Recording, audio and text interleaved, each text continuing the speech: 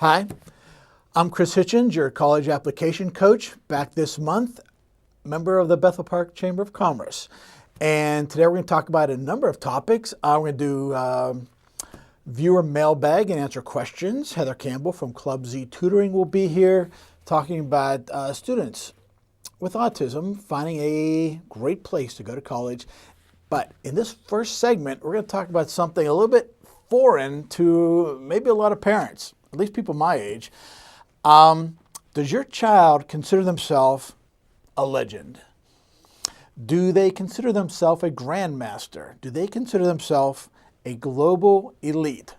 All right, what are we talking about? We're talking about colleges now offering scholarships for kids to play video games. It's crazy. I know. Again, especially for people my age. Colleges are now offering scholarships. They're creating teams. They are involved with leagues, tournaments, travel. They have coaches. A lot of these small colleges, quite a number of them,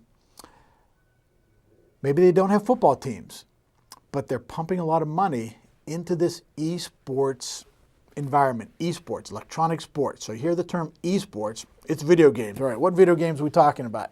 A lot of them that I have never heard of, unless it's Tetris, Donkey Kong, Missile Command, Pac-Man. I'm probably out of my league, but we're talking about Hearthstone,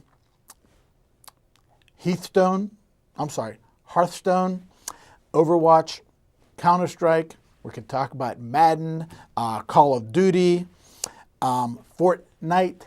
But anyway, so they're forming these leagues. I've been in touch with a number of coaches in the area, and this is the latest thing. These colleges have just started these leagues in this past fall, but a number of them are joining in 2019.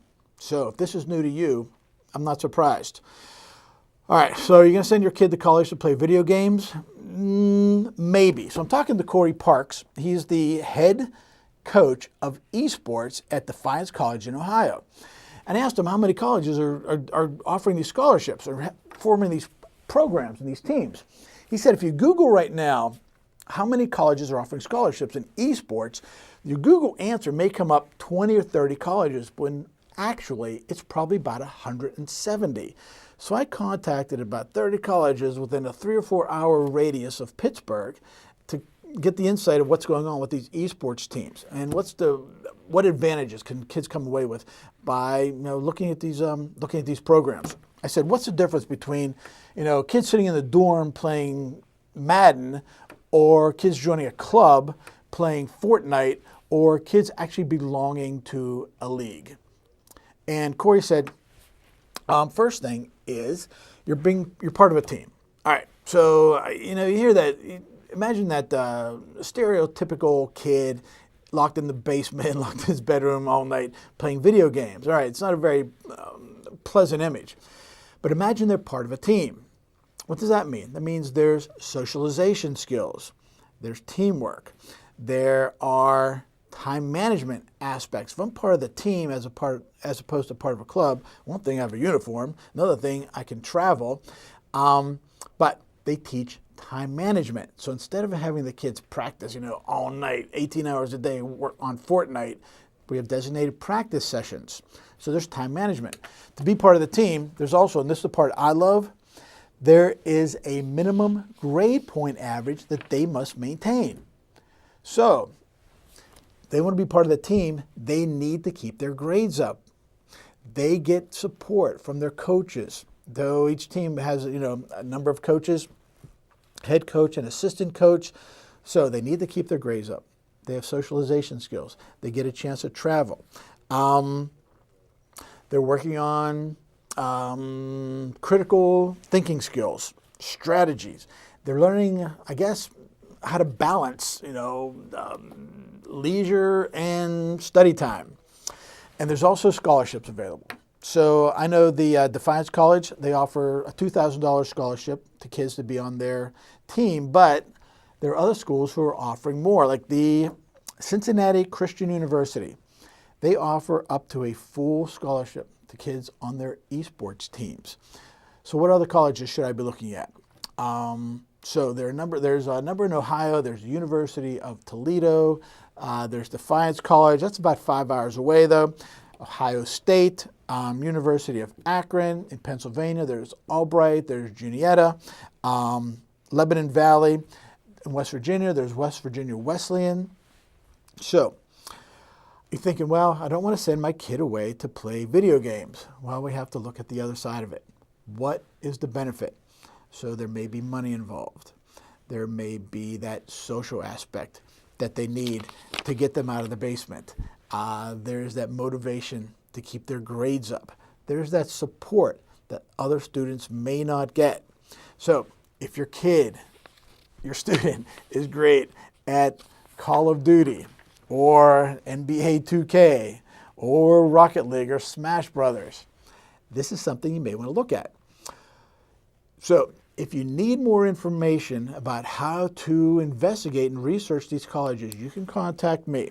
You can go to chrisjhitchens.com. I'm sure there's links that'll lead you to my email.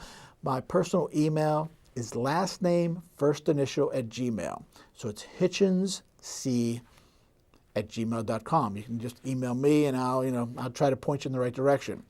Also, I will be at the Bethel Park Library at the end of the month talking to parents about their students, if they're involved in cheerleading, dance, majorettes, whether they're involved with the school play, whether they are artists or musicians. These kids are unique and they may want to continue this endeavor in college.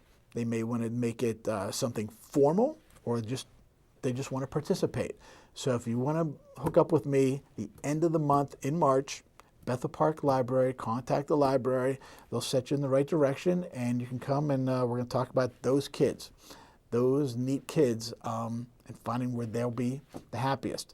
Sending your kid to where they're going to be happy, where they're going to thrive, they're going to be successful, where they're going to graduate in 4 years and hopefully not end up in your basement is the goal. So keeping your student happy and saving money, getting the best value for your college education dollars, those things go hand in hand. All right, so that's our first segment. We're going to be back with Heather Campbell from Club Z Tutoring.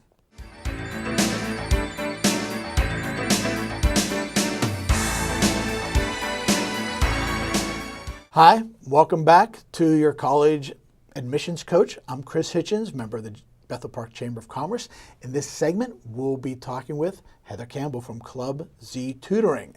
All right, Heather, what are we going to talk about in this segment? Well, I thought we could talk about kids with special needs because that is a whole slew of things that parents are getting bombarded with, and as the kids become older, they have to take charge of as well. I love that, yes. And we're looking for places where these kids can be successful after high school. Absolutely, absolutely. So families with students who have special learning differences or specialized needs impact their academics, obviously, and they need to strongly consider working with an in-home tutor. Just because one-on-one support for these kids is going to be huge. We are able to open up different avenues of learning for them. That's not just a traditional classroom setting. And so parents are bombarded with an alphabet soup of I can imagine. different things, from diagnoses of ADD, ADHD, to 504 plans and IEPs, and all of these letters people just throw around. But it's really important to understand what they are and how they impact your student and their learning. So with the right team of academic professionals, and that includes the classroom teacher, that includes the instructional aide or paraprofessional in the classroom, the principal, the special needs teachers, that kind of thing. An IEP or 504 plan can help drive the instructional programming to ensure the children who learn and process information differently aren't left behind. So what's the IEP? So it's the Individualized Education Plan or Program. Right. And that is really designed to help kids with learning disabilities who need extra support. They need those pullouts from the classroom, they need extra time testing, that kind of thing. And so the idea is to provide a completely individualized instructional program based on the special needs and provide necessary accommodations for the students. And that was designed through the Department of Education. The IEP is considered the cornerstone of a quality education. And that's almost like a legal document that the school district is bound to. Absolutely. So they need to follow Absolutely. these recommendations. Now, these are public schools. Private schools actually will do an IEP, but it's more of an optional thing. They're not obligated by the government to follow through with those. And then also, a step down from an IEP is actually a 504 plan. I was going to ask you that question. So it's considered a blueprint for how the school will provide supports and remove barriers from the student's learning. So they are designed to keep the student with their peers in the classroom. So they're not of a severity of special needs that they need pull-outs and things like that. They're working alongside their peers, but they might get a longer time for testing, or they might have fewer questions on the test or something like that. Now, the 504 plan, is that more making recommendations where they're not really held accountable as opposed to the IEP, or is that also? It's interesting. A 504 plan does not need to be a written document. An IEP does. Okay.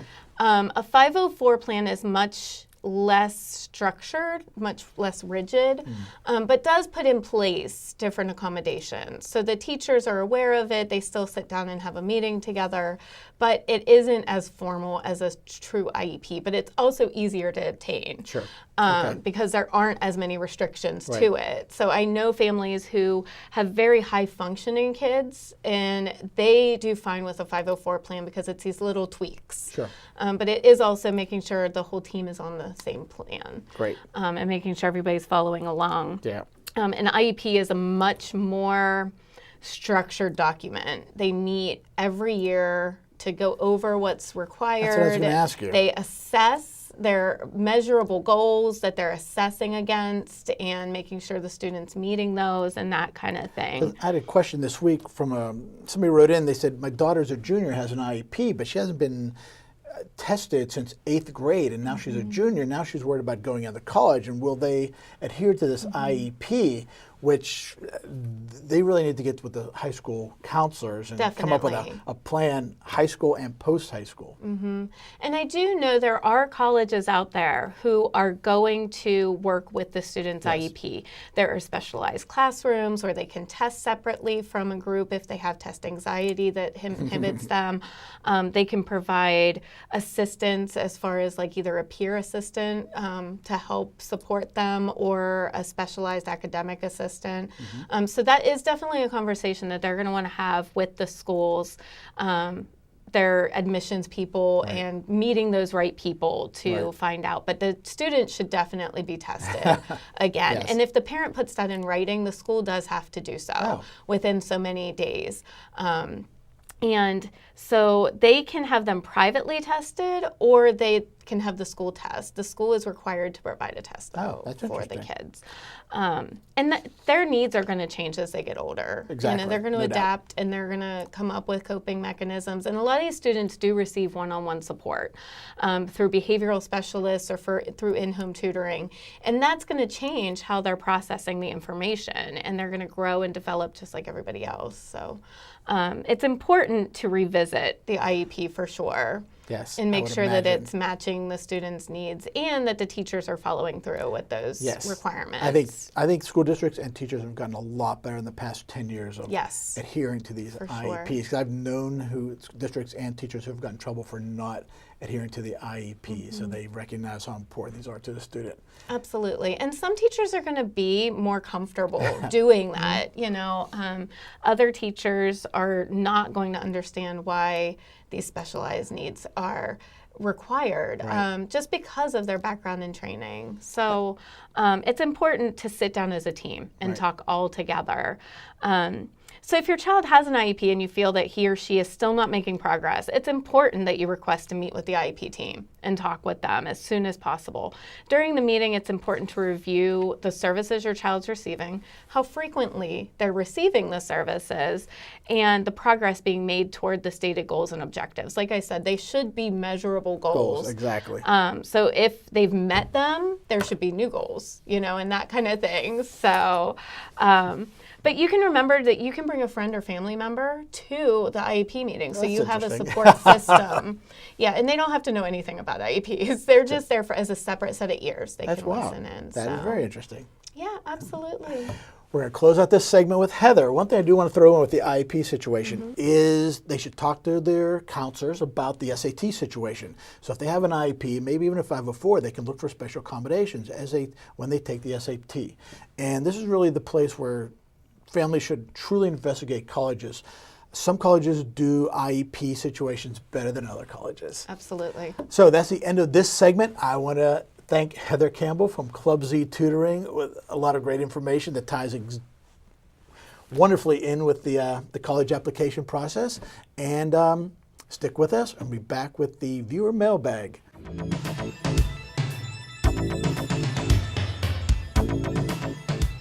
Hi, Chris Hitchens. Welcome back. I'm your college application coach, your college admissions coach, member of the Bethel Park Chamber of Commerce. And in this segment, we're going to be answering viewer questions. If you have questions you'd like to submit to the show, you can go to chrisjhitchens.com and follow the links. You can email me at hitchensc@gmail.com. Send me questions. So, from Amy, what are the benefits of going through a college honors program? All right, college honors program. You think, well, I'm going to apply to the honors program. The classes are going to be harder. That is a little bit of a generalization, not extremely accurate. Now, classes may be more challenging, but they may go in more depth. The classes, though, are usually smaller, which many times makes the class easier. They're more discussion-based classes. They may get more out of the classes. That's really the goal. The classes usually are taught by professors as opposed to teaching assistants. They may have separate advising departments. They may get involved in research that you couldn't get into as an underclassman. They may have special study areas. They may have special dorms. So there are opportunities out there that the Honors College just on the surface doesn't sometimes seem worth it, but it could be of real value. So it's just not a prestige thing. We got a shout out from Sharon. Sharon doesn't have a question. She has a reminder to all parents. I thought I'd share it. Sharon says, remind parents to have their students use the on-campus tutoring center, in all caps, that they are already paying for, part of the tuition. So if students are struggling or just need a boost, this has helped my dear son tremendously in several classes like organic chemistry. He uses tutoring at least once or twice a week. And I advise students their first few days on campus, find the tutoring center, find the health center. But yes, the tutoring center is there. The writing center is there. And Sharon's right. You're already paying for it. You should advise your children to take advantage of it. Samuel asks, if you have 2 kids going to college in the fall and you are applying for a Parent Plus loan, does each kid have their own loan individually? So then you have 2 separate loans. Yes, 2 students, 2 separate loans, but you're going to have the same loan servicer, and a lot of times you'll just make one payment. And a lot of times, we talked about before, is as loans are deferred, to keep paying the interest on the loans. So 2 students, 2 separate loans, but you may just be making that one combined payment. Sharif writes, silly question. No such thing. Sorry in advance. My daughter is a freshman, would love to visit a few colleges this summer. Do you need an appointment? How does a tour work? Also, what should I be doing at this point? This all scares the living heck out of me. Daughter's a freshman. All right. So freshmen, it's springtime. You may have a spring break coming up. There's a lot of colleges where you can do an easy day trip. So I'm going to say yes.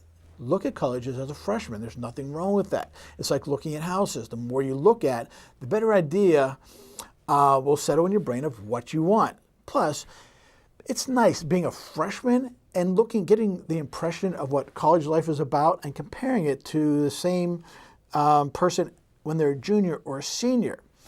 Their values change. What is important to them changes. So I think, yes, this is a great time to do it. Now, how do you arrange a tour? All right. I went on a number of tours this summer. They were impromptu tours, kind of just spontaneous. And I think for 3 of them, I just walked on campus and with my family and walked into the admissions office, asked them for a campus map, And all three of them just made a phone call, and in 5 minutes they had a student there and took us on a guided tour. Now, this may overburden the college, plus this was summer. I would check the college website or just call the college.